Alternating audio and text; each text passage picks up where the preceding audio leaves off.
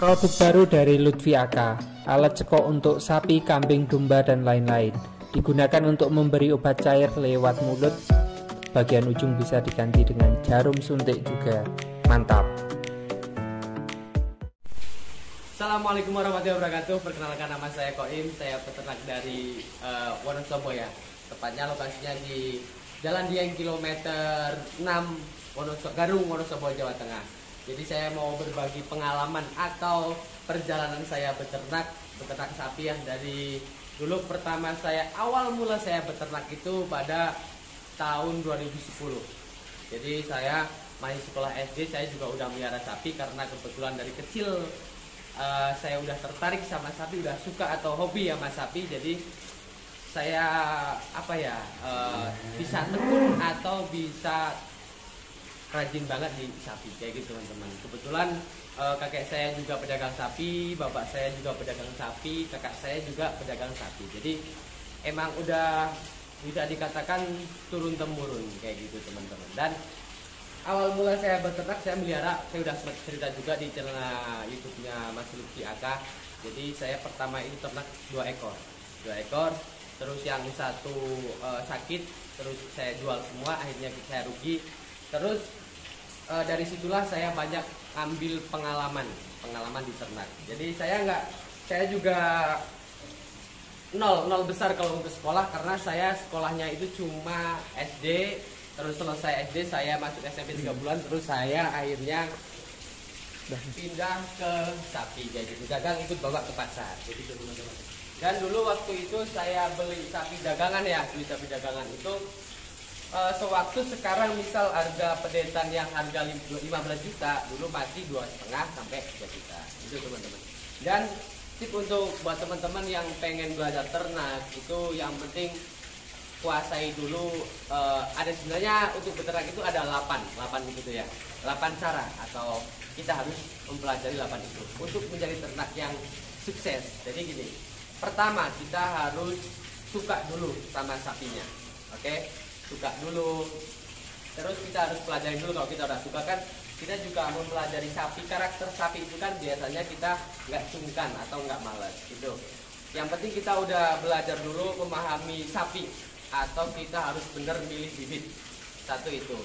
Yang kedua, perawatan kalau kita udah bisa milih sapi yang benar-benar ngerti ini sapi nanti prospeknya ke bobot berapa. Jadi kalau udah bisa kayak gitu, kita harus perawatannya juga harus yang bagus. Maksudnya perawatan bagus itu nggak cuma kita beli sapi, emang sapi dari sononya, dari nenek moyangnya dia pakannya rumput, terus yang penting kita kasih makan rumput tuh nggak gitu. Jadi pakan tambahan itu seperti ini komponen ya teman-teman. Itu cuma tujuannya buat mempercepat dari durasi kita melihara 1 tahun itu 9 bulan udah siap panen.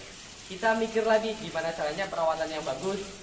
Jadi 9 bulan panen, kita 6 bulan udah siap panen kayak gitu teman-teman. Kalau udah bisa gitu rawat, juga kita harus nguasain pasar.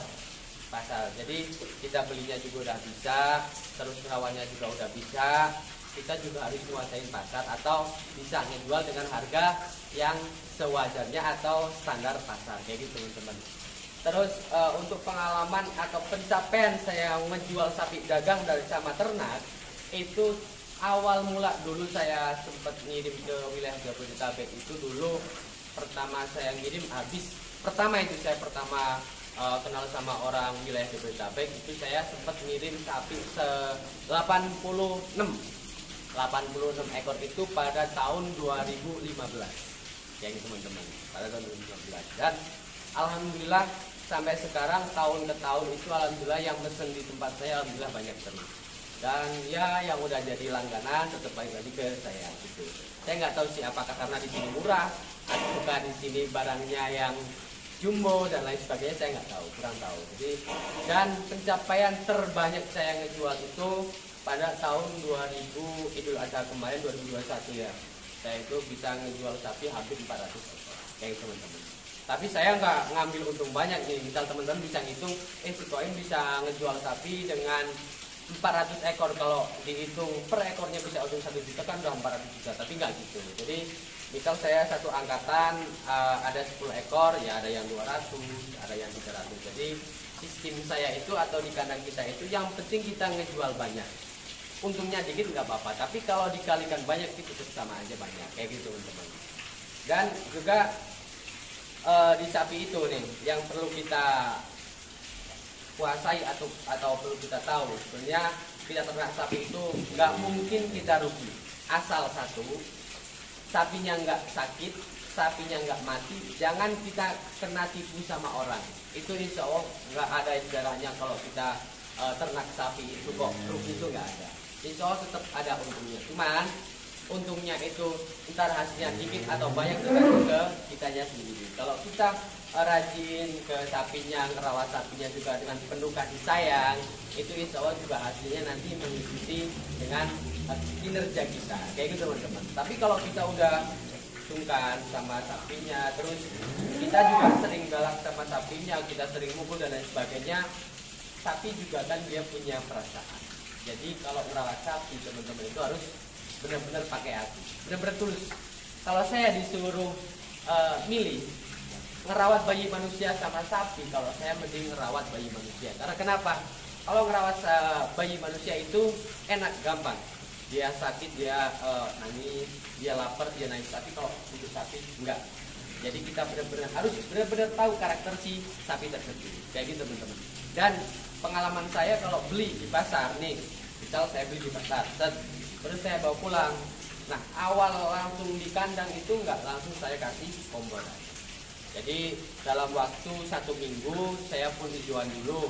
Kalau hijauannya dia udah capeknya udah hilang, sapinya udah mapan, udah gak stres, baru kita latih dengan komboran juga dikit banget. Paling 1 hari itu paling berapa ya? Paling 2 gayung.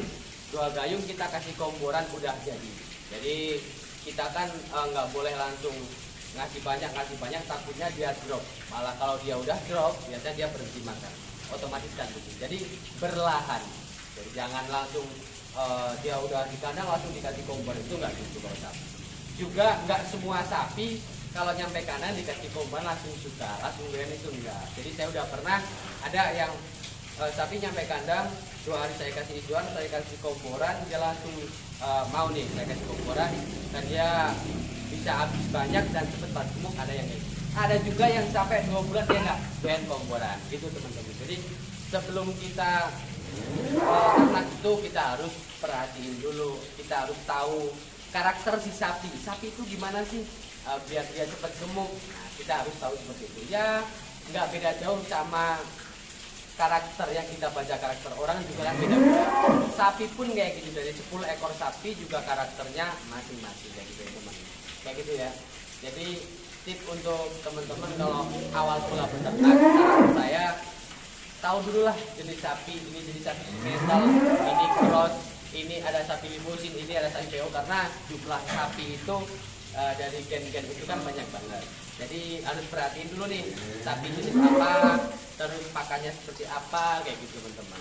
Jadi kalau kita melihara sapi yang kayak gini, misal jenis pegon ya, kalau pegon kita fokus ke komboran, nantinya jatuhnya kita rugi. Kenapa kok rugi? ADG sama kosnya pakan itu nggak seimbang, kayak gitu teman-teman. Beda sama sapi yang jenis simental atau sapi-sapi Eropa, itu emang harus kayak gitu, karena kalkulasinya atau kita hitung-hitung itu tetap untung yang sapi jenis ini. Dan logikanya lagi, kalau untung sapi yang kecil, otomatis saya peliharanya sapi kecil, bukan sapi yang gede, kayak gitu teman-teman.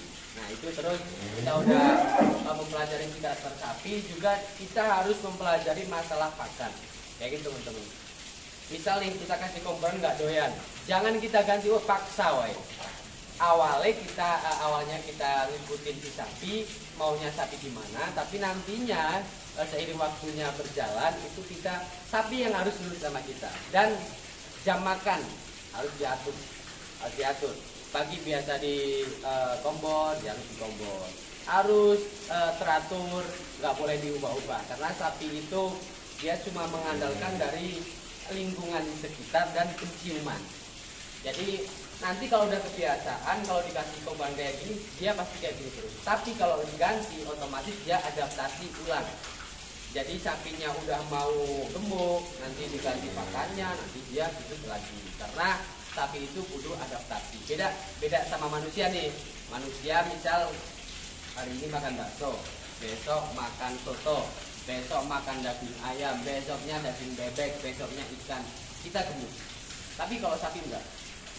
Dia sehari ganti pakan itu adaptasinya 1 minggu. Dia dipindah tempat adaptasinya 1 minggu, bahkan ada yang 2 bulan dia baru bisa adaptasi. Kayak gitu teman-teman. Kalau udah gitu udah bisa mempelajari ciri-ciri sapi itu juga cuma ini sapi bagus, enggak. Jadi kalau ngelihat sapi gemuk itu udah pasti tahu ini sapi bagus. Tapi yang sebenarnya sapi bagus enggak gitu. Satu, kita harus perhatiin di kaki, kakinya juga harus gede. Yang dimaksud gede seperti apa sih? Itu kerasak sama lututnya itu yang gede. Tapi kalau tengahnya nggak usah gede, jelek kalau gede semua. Nanti jatuhnya kakinya mudah sakit. Satu itu. Kedua, nyari yang panjang. Bedanya apa sih tinggi panjang sama pendek sapi? Itu hasil di daging. Otomatis banyak yang panjang. Itu. Terus kita harus milih yang tinggi, posturnya itu tinggi. Sapi tinggi sama sapi pendek itu biasanya otomatis jelas banyakkan daging yang tinggi, timbangannya juga lebih berat, hasil dagingnya otomatis karena timbangannya lebih berat biasanya lebih banyak. Oke teman-teman. Ekor juga harus milih itu dari atas yang gede terus kemudian turun yang kecil.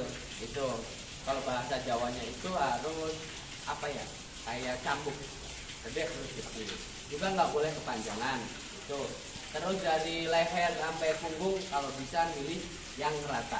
Dan kalau jenisnya simental karena dia sapi Eropa ya, ciri khas sapi Eropa itu tanduknya ke atas. Jadi pengaruh juga sama tanduk. Kita tanduknya beli yang tanduknya gede banget, sapinya nggak mau yang gede karena kebanyakan larinya ke tanduk. Nyarinya itu tanduknya yang agak kecil tapi yang larinya ke atas. Jadi itu teman-teman. Jadi untuk teman-teman semua kalau yang pengen belajar ternak, ya udah seperti itulah yang saya udah sebutin. Intinya kita harus paham dulu sama si sapi, baca karakter sapi, tahu jenis juga, bisa ngerawat juga. Sapi emang gampang nih, pakannya rumput, yang dikasih rumput enggak. Jadi ada alternatif lain buat mempercepat dia tumbuh kayak gitu teman-teman. Terus kita juga harus kuasain pasar, dimana sih saatnya panen yang pas, itu momennya satu di Idul Fitri, yang kedua di Idul Adha. Jadi gunain waktu-waktu itu buat kita beli sapi. Biar apa? Jualnya juga harus standar pasar atau di atasnya standar pasar kayak gitu kalau Idul Adha kayak gitu teman-teman. Jadi segitu dulu video kita atau video saya atau video Mas Lutfi. Semoga video kita bermanfaat buat teman-teman semua, juga buat teman-teman semua yang pengen main ke kandang saya juga silahkan 24 jam pintu dibuka lebar-lebar. Dan buat teman-teman yang pengen cuma tanya-tanya doang juga boleh, tanya-tanya pakan, tanya-tanya jenis sapi atau gimana sih cara merawat yang benar, silahkan tinggal tanya ke saya langsung. Dan terima kasih banget buat teman-teman yang udah setia di video Lutfi Aka, dan jangan lupa subscribe juga dan komennya tuh silahkan mau tanya apapun juga siap. Dan terima kasih banget. Wassalamualaikum warahmatullahi wabarakatuh.